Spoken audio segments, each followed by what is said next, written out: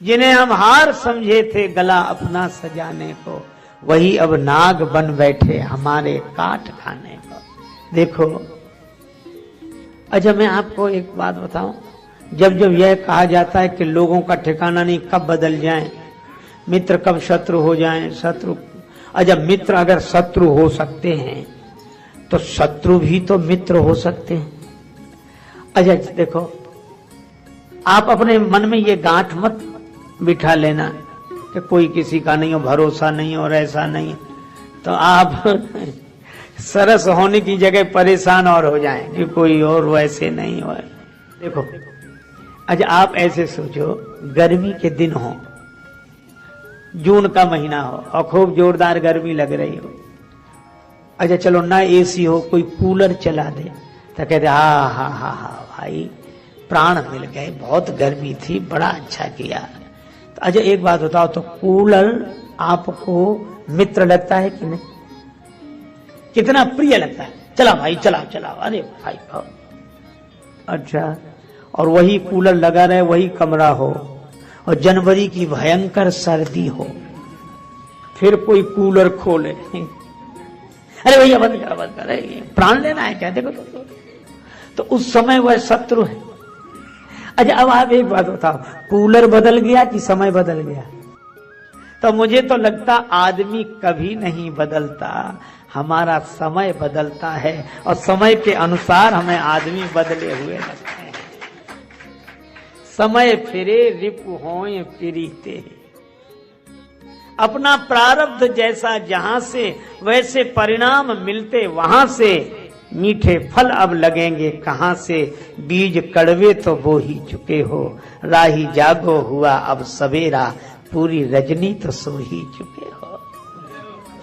इसलिए भाई ये संसार के बारे में जब संत महापुरुष हम लोगों को समझाते हैं तो इसलिए नहीं समझाते कि हम रिएक्शन में जिए, वो इसलिए समझाते हैं ताकि हमारा एक्शन सही हो जाए, और एक्शन के लिए ही तो ये डायरेक्शन है, रिएक्शन से मुक्त हो, एक्शन में रहे, इसीलिए सत्संग। तो भाई अच्छा भगवान भी एक खेल करते हैं, कब?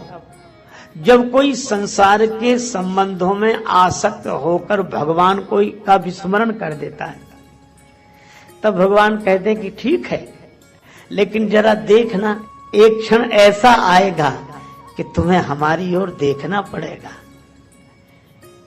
क्योंकि ये तन कीमती है मगर है विनाशी, कभी अगले क्षण के भरोसे न रहना, निकल जाएगी छोड़ काया को पल में, सदा श्वास धन के भरोसे न रहना। एक क्षण में भोगी, एक क्षण में योगी, और क्षण भर में ज्ञानी और क्षण में वियोगी, बदलता जो पल पल में वृत्ति अपनी, कभी अपने मन के भरोसे न रहना। तुझको जो मेरा मेरा कहेंगे, जरूरी नहीं वे भी तेरे रहेंगे, मतलब से मिलते हैं दुनिया के साथी, सदा इस मिलन के भरोसे न रहना।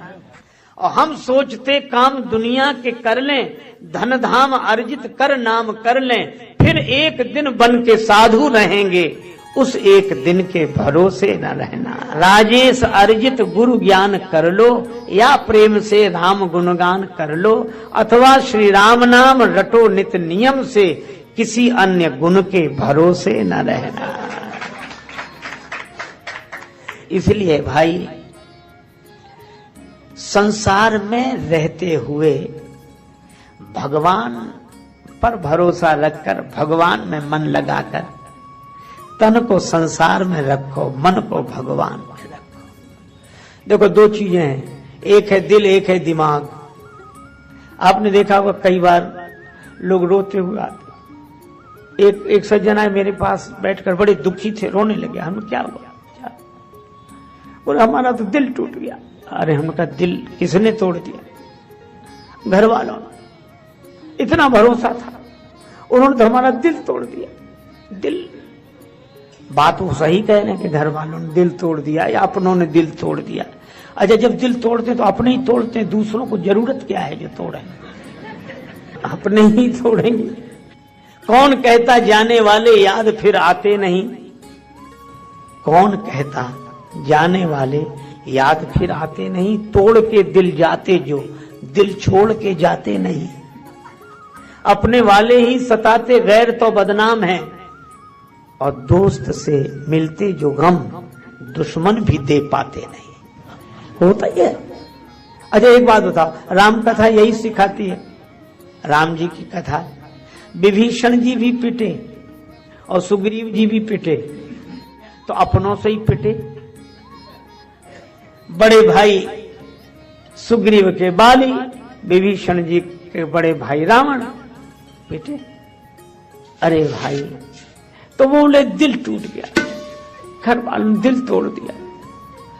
तो हमने उनसे सहानुभूति के नाते कुछ बातें कही, लेकिन एक बात फिर जब वो थोड़े आश्वस्त हुए, हमारे समझाने से थोड़ा उन्हें ठीक लगा, तो फिर हमने उनसे कहा कि दिल टूट गया ये तो दुख की बात है, पर तुमसे कहा किसने था कि घर दिल से चलते हैं? काहे को लगाया था?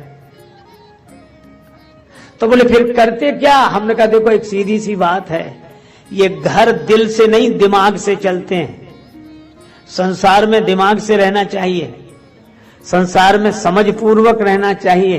तो फिर क्या करें? हमने कहा दिमाग से संसार में रहो, घर में रहो, परिवार में रहो, और दिल से भगवान में रहो, यही जीवन की है। लेकिन भगवान में हम अकल लगाए, भगवान में तो ऐसी अकल लगाए हैं कि वो हैं भी कि नहीं, आज तक विचार कर रहे हैं। दुनिया पर विश्वास और भगवान पर विचार होना चाहिए कि दुनिया में रहें तो विचार पूर्वक और भगवान में रहें तो विश्वास पूर्वक। देवकी माता ने विश्वास कर लिया कि मेरे भाई जैसा महान कोई नहीं है। इतना बड़ा होने के बाद नंगे पांव मेरे रथ का सारथी बन गया। बहन को कितना चाहता है, कितना चाहता है। पर सच्ची बात यह है कि संसार में कोई किसी को नहीं चाहता, सब अपने को चाहते हैं और अपने लिए ही सबको चाहते हैं। यह नियम है। भगवान ने कहा अच्छा, भगवान श्री कृष्ण ने सोचा कि पहले माता का ही भ्रम दूर करूं। जब वह रथ वन में पहुंचा, आकाशवाणी हुई, अरे कंस, जिस बहन को तू इतनी हार्दिकता से रथ में बिठाकर विदा कर रहा है, जिस बहन से तेरा इतना प्रेम है, इसी देवकी का 8वां लाल तुम्हारा काल होगा। इसी देवकी का 8वां बेटा तुम्हें मिटाएगा, तुम मरोगे। बस इतना सुना तो अभी देवकी के हाथ जोड़ रहा था, मुस्कुरा मुस्कुरा कर देख रहा था।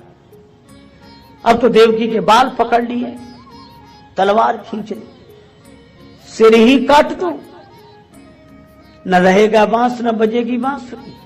देवकी ही नहीं रहेगी तो लाल कहां से होगा, और लाल कहां से होगा तो हमारा काल कहां से होगा। ये मौत को मिटाने चला है, मौत को मिटाने है। अच्छा देखो, इसको ये लगता है कि देवकी का काल मेरी तलवार में है, इसे दूसरों की मौत तो अपने हाथ में दिखाई देती है, लेकिन अभिमानी को कभी अपनी मौत नहीं दिखाई देती कि हमारी मौत किसके हाथ में है। उधर तो ध्यान ही नहीं जाता। कंस अगर प्रेम से भरा होता तो कहता कि भाई जो होना है वह तो होगा ही, प्राण तो एक दिन जाएंगे ही, कौन अमर रहा है, अब जो है ठीक है। लेकिन क्या प्राणों के डर से, प्राण जाने के डर से मैं ये प्रेम का मार्ग छोड़ दूं, धर्म का मार्ग छोड़ दूं? एक सज्जन हमें मिले, कहने लगे हम पहले बहुत दान पुण्य करते थे महाराज, बहुत दान पुण्य करते थे, पूजा पाठ करते थे, अब हमने सब बंद कर दिया। हमने कहा क्यों कर दिया? बोले बहुत धोखा हुआ हमें, हम किसी और उद्देश्य से देते हैं, लोग दुरुपयोग करते हैं। तो दूसरे क्या कहेंगे, ठीक किया, आजकल जमाना ही ऐसा, नहीं देना चाहिए। ये बड़े चालाक लोग हैं जो नाटक करते हैं, अरे इनके धंधे हैं। और वो कहते हैं इसीलिए मैंने तो बंद कर दिया। अच्छा, लगता तो है कि बड़ी सही बात कह रहे हैं, पर सही नहीं कह रहे हैं।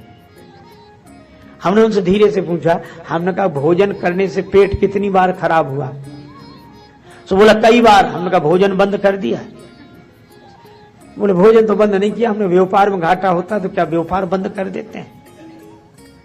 एक दान पुण्य ही मिला था बंद करने के लिए। हाँ यह है कि भोजन करने में पेट खराब हुआ, जिस चीज से हुआ उसे छोड़ दिया, दूसरी चीज लेने लगे।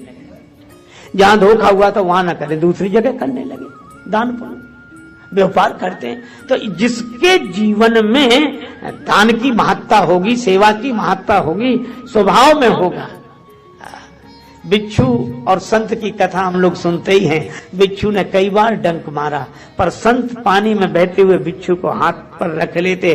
किसी ने कहा कि बाबा ये बार बार डंक मारेगा, ये अपना स्वभाव नहीं छोड़ सकता। तो संत ने कहा कि जब बिच्छू अपना स्वभाव नहीं छोड़ सकता तो संत अपना स्वभाव कैसे छोड़ दे? यह है असली प्रेम। ये कंस का प्रेम असली नहीं है, ये प्रेम का धार्मिकता का दिखावा है। मौत की बात किसी ने कह दी, इतने में ही धर्म चला गया, प्रेम चला गया। इसलिए भाई लोग कहते हैं कि प्रेम में हम मर मिटने को तैयार हैं। प्रेम में लोग कहते हैं हम मर मिटने को तैयार हैं। और ये कैसा प्रेमी है कि जिससे प्रेम करता है उसी को मिटाने मारने को तैयार है। इसका अर्थ है यह प्रेम नहीं है। प्रेमी तो कहता है कि हम चाहे ना रहें तुम रहो, और ये कहता है कि तुम आज ही मरो ताकि हम बने रहें।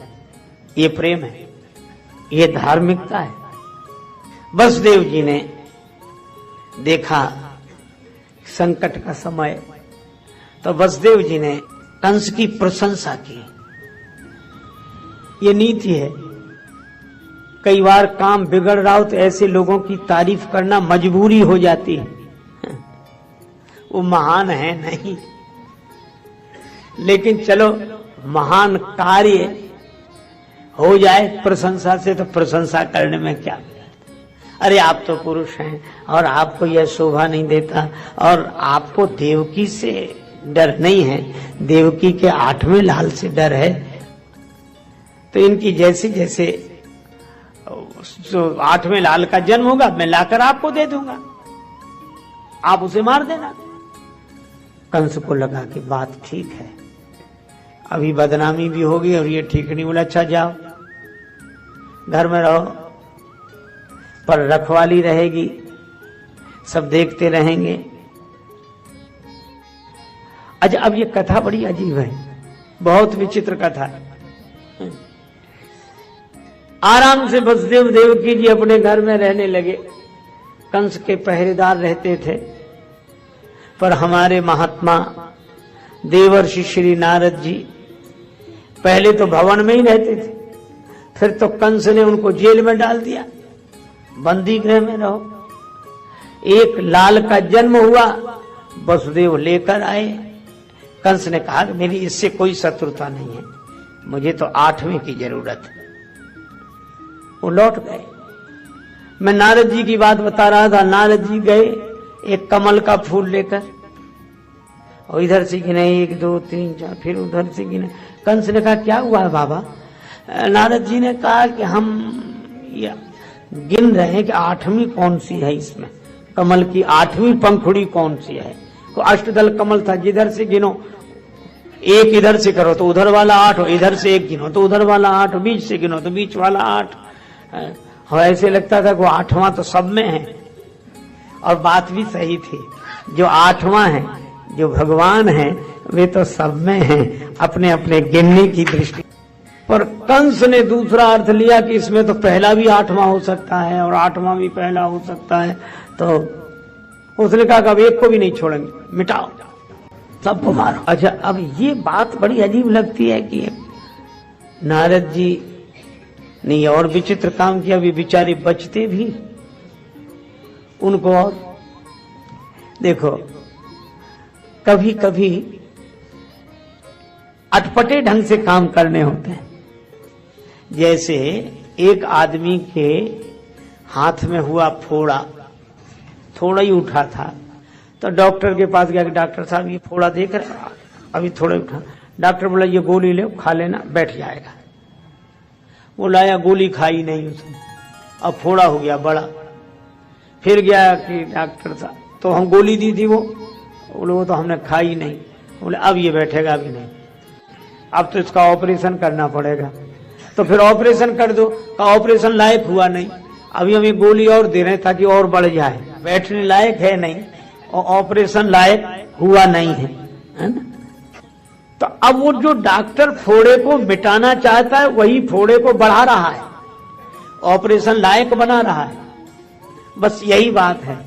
नारद जी ने कहा कि कंस, तुम्हारे मन में जो अभिमान का फोड़ा हुआ है, पाप का फोड़ा हुआ है तुम्हारे जीवन में, वो उपदेश की गोली से बंद होने वाला तो है नहीं। और पाप बढ़ गया लेकिन ऑपरेशन लायक हुआ नहीं है, और भगवान ऑपरेशन करना चाहते हैं, इसलिए हम ऐसी गोली दे जाते हैं कि ये जल्दी बढ़ जाए ताकि ऑपरेशन जल्दी होए तो समाज का भला होता है। और वही हुआ। वसुदेव जी और माता देवकी कारागृह में, बंधन में। अच्छा, आजकल लोग क्या कहते हैं कि महाराज हम इतने झंझट में हैं, इतने बंधनों में बंधे हैं कि हमें टाइम नहीं मिलता, हम भजन कैसे करें, भगवान का स्मरण कैसे करें। देखो, जिन्हें भजन करना होता है वे कर लेते हैं, और जिन्हें नहीं करना होता है उन्हें कितना ही मौका मिले तो नहीं करते। ये कथा यह बताती है कि हम तो घर में रहकर भजन नहीं कर पाते, घर के बंधन में रहकर भजन नहीं कर पाते हैं, और वसुदेव जी और माता देवकी तो जेल में रहकर भजन कर लेते हैं। अच्छा, जेल से घर तो कुछ ठीक ही होगा, पर यह कथा यह कहती है कि हम बंधन में रहें, जगत के बंधन में रहें, पर परमात्मा के बंधन में रहें, बंधन में रहकर वंदन करते रहें, भगवान को पुकारें, भरोसा रखें। इखलाक में जो दब जाए वो जेर नहीं होता, ताकत पे जो इतराए वो शेर नहीं होता, और दरबारे इलाही से मायूस ना हो ऐ बंदे, देर तो होती है मगर अंधेर नहीं होता। भरोसा, और इसीलिए विश्वास करना बहुत कठिन। श्याम से दिल को लगाना कोई मजाक नहीं, जीते जी जान से जाना कोई मजाक नहीं। कामी क्रोधी लालची इनसे भक्ति न होए, भक्ति करे कोई सूरमा, जाति वरण कुल खोए। भगवान को याद, बस हम देखते हैं आप, कौन कहता है मुझे होश नहीं, आप देख रहे हैं, ठीक है। कितना सुंदर नाम, वसुदेव, वासुदेव, भगवान का नाम ही से, जिनमें देवत्व का निवास हो, देव का निवास हो, देव प्रकट हो गए हो। और देव की मति कौन, बुद्धि कैसी, जो परमात्मा की हो गई हो, देव की, अपनी नहीं, देव की, जो भगवान की हो जाए। ये भक्ति और ज्ञान, जो जिसमें केवल भगवान शेष रह जाए वह ज्ञान, भगवान की हो जाए जिसकी बुद्धि, वो भक्ति। ये भक्ति और ज्ञान। अच्छा, इनको बांध कौन, किसने रखा, कंस ने।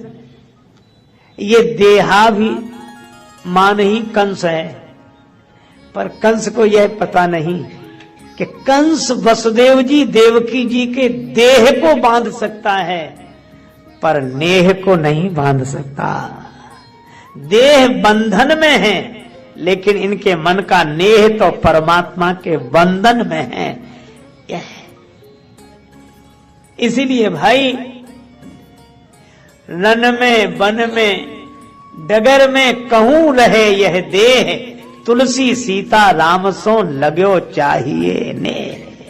प्रभु श्री हरि स्वीकार करते हैं सदा, माने पुकार, श्री हरि स्वीकार करते हैं सदा जब दिल से होती है, मगर मुश्किल तो ये है, बात ये मुश्किल से होती है।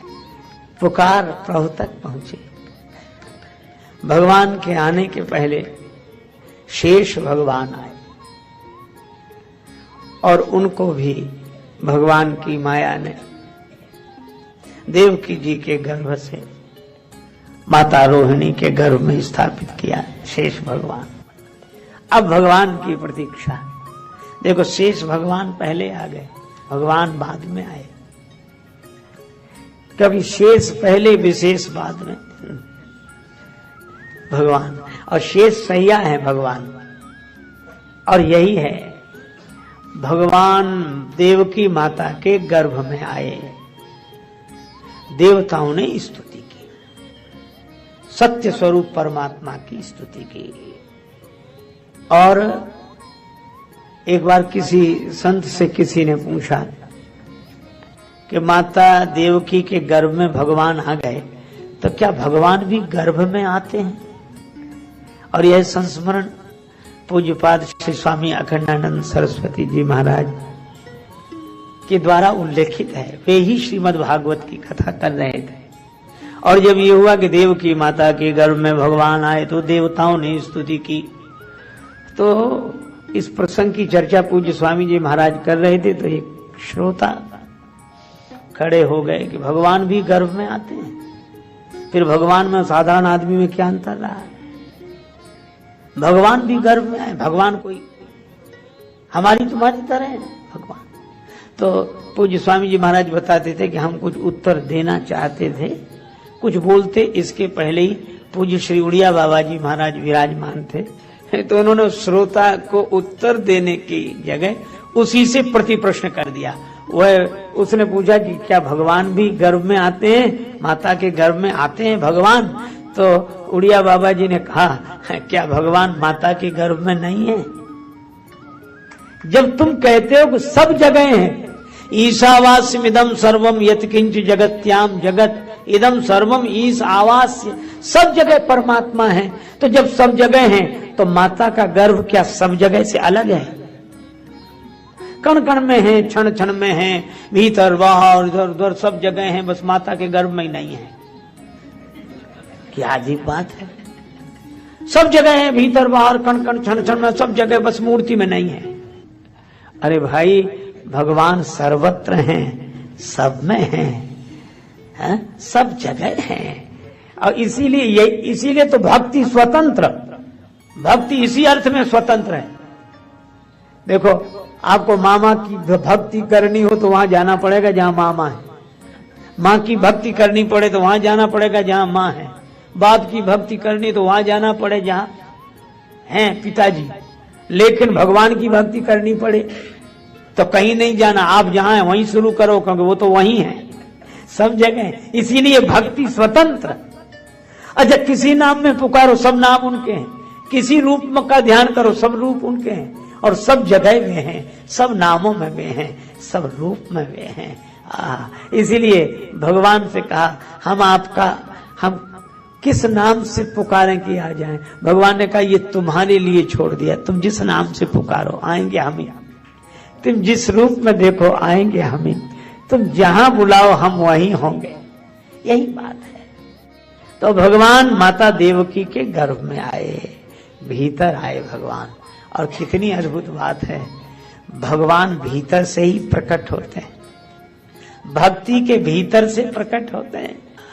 अच्छा, एक अद्भुत बात, भगवान जब प्रकट हुए, एक अनोखी बात है, और काली अंधेरी रात, चारों तरफ अंधकार, अंधेरा ही अंधेरा, सूझना अपन हाथ पसारा, अपना हाथ भी अपने को न दिखे, ऐसा अंधकार।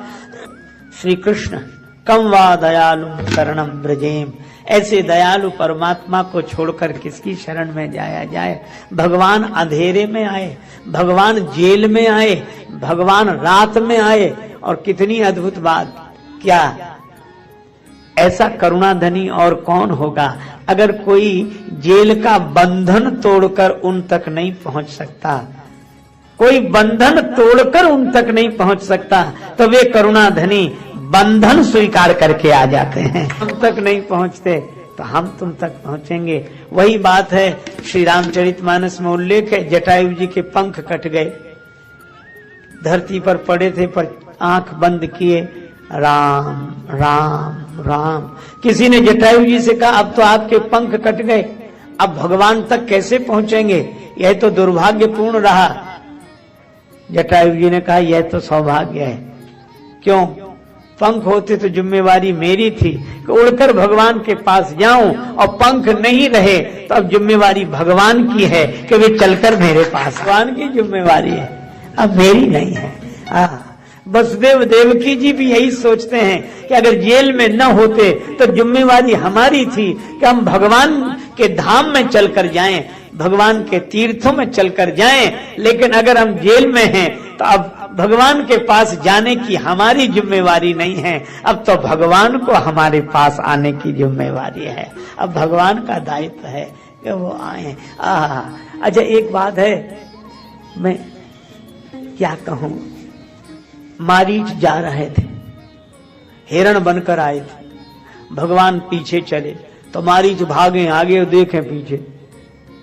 भगवान ने कहा जब इधर देख रहे तो उधर काहे को भाग रहे, फिर रुक ही जा, और भाग रहे तो इधर काहे को देख रहे, भागना उधर और देखना इधर। ये बात समझ में नहीं आई। तब मारीच ने कहा कि प्रभु दो के बीच में ये जिंदगी फंसी है, ये जीवन क्या। बोले एक और भाग्य है, एक और भाव है, भाग्य उधर ले जा रहा है और भाव इधर देखने के लिए मजबूर कर रहा है। तो भगवान ने कहा कि क्या देख रहे। मारीच ने कहा सन्मुख होय जियो मोहि जबहि, जन्म कोटि अग नासो तबहि। ये सुनकर आया था आपकी शरण में। भगवान बोले शरण में आए थे तो भागे क्यों। बोले दूसरी बात याद आ गई, आप यह भी तो कहते हैं मोहि कपट छल छिद्र न भावा, और मैं हूं कपटी इसलिए भागा। अच्छा, कपट तो आपसे दूर भागता ही है, इसीलिए मैं भाग रहा हूं। भगवान ने कहा अच्छा सो तो ठीक है कि भाग तो रहे हो, लेकिन इधर क्या देख रहे हो। मारीच ने कहा कि ये देख रहे हैं कि मैं तो आपके पास नहीं आ सकता क्योंकि कपटी हूं, लेकिन मैं ये देख रहा हूं क्या आप भी मुझ तक नहीं आ सकते। एक भक्त जानकी माता से प्रार्थना करते हैं, बड़ी भक्ति भरी प्रार्थना, मत राख हम तो तोहरा माया के बस में, पर तू काहे मजबूर मैया। हम तो आपकी माया से विवश हैं। यही हनुमान जी ने कहा, तो माया बस फिरे भुलाना, ताते मैं नहीं प्रभु पहचाना। हम तो आपकी माया के बस में हैं, लेकिन भगवान आप भी हमें भूल गए, आपको कौन सी मजबूरी है। और मारीच ने कहा कि हम पीछे मुड़कर यही देख रहे हैं कि हम तो आप तक नहीं पहुंच सकते, लेकिन क्या आप भी हम तक नहीं पहुंच सकते। यही वसुदेव देवकी जी का भाव कि हम तो मजबूर हैं, हम तो आप तक नहीं पहुंच सकते, लेकिन क्या आप भी हम तक नहीं पहुंच सकते। देखो, जो भगवान तक नहीं पहुंच सकते उनकी पुकार परमात्मा तक पहुंच जाती है, और वह याद ही दया बनकर उन दया निधि को प्रकट कर देती है जीवन में। ये जबां पर जब कभी घबरा के तेरा नाम आता है, सुना है तेरी रहमत का सहारा काम आता है। नाम कब? रात में। क्यों? देखो, रात में अपने को भी कोई सहारा नहीं दिखाई देता, अपना हाथ भी अपने को नहीं दिखता, और अपनों का भी सहारा नहीं दिखता। सब सो रहे होते हैं, सब सो रहे हैं रात में, अपना हाथ भी अपने साथ नहीं। जब इतनी घोर निराशा हो, उस निराशा के अंधकार में जब कोई सहारा ना हो, तभी सर्वेश्वर भगवान प्रकट होकर कहते हैं कि हम तुम्हारे हैं, चिंता मत करो। चिंता, निराशा की अंधेरी रात में जहां आशा का कोई दिया न जल रहा हो, उस अंधेरी निशा में स्वयं भगवान प्रकट होकर कहते हैं कि मैं हूं तुम्हारे साथ, चिंता मत करो। तुम जेल छोड़कर हम तक नहीं आ सके, तो हम अपना धाम छोड़कर तुम्हारे पास जेल में आ गए। अगर तुम जगत के बंधन से ऊपर नहीं उठ सकते, वंदन कर सकते हो, तो चलो कोई बात नहीं, हम ऊपर से नीचे उतरकर तुम्हारे जगत में आ जाते हैं, तुम्हारे पास आ जाते हैं। ये भगवान की करुणा है, ये अवतार है, ऊपर से नीचे उतर अवतार। इसलिए सीढ़ी को कहते हैं अवतरणिका। अच्छा, सीढ़ी के दो पाए, एक नीचे एक ऊपर। एक आदमी छत पर खड़ा था, बोले इन सीढ़ियों से ऊपर आ जाओ, हम मिल जाएंगे। तो कई लोग चढ़ गए, एक आदमी बड़ा कमजोर, बोले साहब हम तो नहीं चढ़ सकते। तो ऊपर वाले ने कहा फिर हम तक नहीं पहुंच सकते तुम। तो उसने कहा कि इन सीढ़ियों का उपयोग क्या केवल ऊपर चढ़ने के लिए होता, नीचे उतरने के लिए नहीं होता। तो ऊपर वाले ने कहा कि होता है। बोले तो इन सीढ़ियों का आधार लेकर जो ऊपर चढ़ सके सो ठीक, जो नहीं चढ़ सके तो इन सीढ़ियों का आधार लेके आप ही नीचे उतरा। तो ये संकेत क्या है? ये साधना ही सीढ़ी है और इसके दो पायदान है, दो सीढ़ियां हैं। कौन सी? एक नाम, एक रूप, और ऊपर है परमात्मा। वे कहते हैं तुम नाम रूप से ऊपर उठाओ तो हम मिल जाएंगे। तो जो समर्थ हैं वे नाम रूप से ऊपर उठ गए, परमात्मा तक पहुंच गए। लेकिन भक्तों ने कहा हम निर्बल हैं, हम नाम रूप से ऊपर नहीं उठ सकते, तो तुम ही नाम रूप लेकर नीचे उतर आओ तो बड़ी कृपा होगी। तो जो नाम रूप से ऊपर उठकर परमात्मा तक पहुंच गए वे ज्ञानी जन हैं। पर भक्तों के लिए भगवान अपना कोई नाम और रूप लेकर प्रकट हो जाते हैं, ये अवतार है। और वही हुआ, भगवान प्रकट हुए। एक बार एक सज्जन से चर्चा हो रही थी, तो ऐसी विनोद की बात है, तो उन्होंने हमसे कहा कि आप राम जी के भक्त हैं। हमने कहा हाँ, अगर हैं तो तुम अपनी बात कहो। बोले आपके राम जी तो दिन में आए पर कृष्ण भगवान तो रात में आए, क्यों आए? तो मुझे विनोद में एक बात सूझी। अरे हमका उनको रात में आना ठीक। बोले क्यों आए? अरे हमका चोर तो रात में ही आएंगे, दिन में थोड़े ही आते हैं। चोर तो रात को ही आएंगे, दिन में थोड़े ही आएंगे। सो मैंने तो विनोद में कहा था वो ऐसा कैसे कहते हैं, और कृष्णस्तु भगवान स्वयं, और आपको पता उन्हें कोई नहीं पकड़ पाया। हम कहा वो चोर कैसा जिसे कोई पकड़ ले? अरे बोले वो रातों रात चले भी गए। हम कहा चोर सवेरे तक थोड़े ही रहते, रात को ही चले जाते हैं। लेकिन भैया यह है तो विनोद की बात, पर भगवान कैसे चोर हैं। नवाम मुझ श्यामल कांति चौरम, श्री राधिकाया हृदय से चौरम, अनेक जन्मार्जित पाप चौरम, चौराग्रगण्यम पुरुषम नमामि। ऐसा चित चोर कौन? श्री कृष्ण प्रकट हुए और कहा क्या? हमने कहा मैं ही तुम्हारा 8वां पुत्र हूं। प्रकाश हो गया। निराशा के अंधकार में नारायण प्रकट हो जाएं तो प्रकाश हो ही जाता है। भगवान का दिव्य दर्शन हुआ। माता देवकी जी को, वसुदेव जी को सभी आनंदित हुए। अच्छा, भगवान भी बड़े विलक्षण, कहने लगे गोकुल भेजो। वसुदेव जी ने कहा कि भेजे तो तब जब हम खुद जा सकें। ये देख रहे हो हथकड़ी, पांव में बेड़ी, हम कैसे ले जाएं? हम तो खुद बंधन में। भगवान बोले नहीं, हमको तो ले चलो, ले चलो, हम यहां नहीं रह सकते, हमें लीला करनी है। अच्छा, लीला कहाँ होगी? लीला तो गोकुल में होगी। अच्छा, गो कहते हैं इंद्रियों का, इंद्रियों का कुल जहां है, इंद्रियों का समूह जहां है, भगवान की लीला तो वहां होगी। जहां आंखें उनका रूप देख सकें, जहां श्रवण उनकी वाणी सुन सकें, जहां रसना उनका प्रसाद ले सके, वाणी उनका कीर्तन कर सके, हाथ उनको प्रणाम कर सके, चरण दौड़कर उनसे मिलने के लिए चल सके। इंद्रियों का कुल गोकुल, वहीं लीला होगी। इसलिए मुझे यहाँ ये अंतःकरण में प्रकट हुए तो प्रकाश हो गया। अब गोकुल में लीला होनी है, वहां भेजो। वसुदेव जी ने कहा ये हथकड़ी, ये बेड़ी। भगवान ने कहा तुम एक काम करो, क्या? हमें सिर पे बिठा लो, बस। ना हथकड़ी देखो, ना बेड़ी देखो, ना कोई समस्या देखो। क्या? बोले हमें सिर पर बिठा कर देखो, फिर चमत्कार देखो। और कितना बढ़िया संकेत है। भगवान ने कहा कि कितना ही बंधन हो, कितनी भी समस्या हो, परेशान ना हो, भगवान को सिर पे बिठा के देखो। तो वसुदेव जी बोले बिठाएं तो, पर बिठाएं किसमें? यहां तो कुछ है नहीं। तो एक संत ने कहा कि अनाज साफ करने वाले सूप में भगवान को बिठा लिया वसुदेव, और सूप सिर पे रखा। कहा कि भगवान के लिए ये एक बोला ऐसा कोई वर्णन नहीं है। हमने कहा ना भी हो, पर ये बात बड़ी सार्थक है।